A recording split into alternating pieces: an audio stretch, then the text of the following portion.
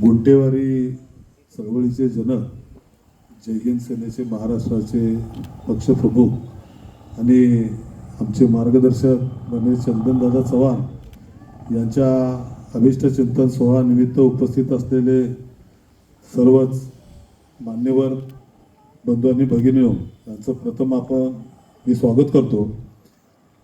चंदनदादा चव्हाण यांच्या बाबतीत बोलायचं म्हटलं तर खूपच भांडवल आहे, परंतु माझे आणि चंदनदादांचे जवळपास 30 ते 35 वर्षाचे सहवास आहे आमच्या दोघांचा.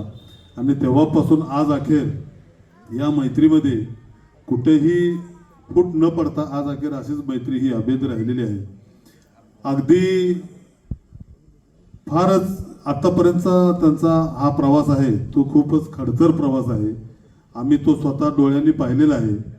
आणि फक्त एकच की या गुंटेवारीतील किंवा गोरगरीब जनतेला न्याय मिळवून देण्यासाठी फक्त गुंटेवारी चळवळीच्या माध्यमातून नव्हे तर बऱ्याच ठिकाणी पक्षामार्फत किंवा आंदोलनामार्फत त्यांना न्याय मिळवून देण्यासाठी सतत प्रयत्नशील राहिले.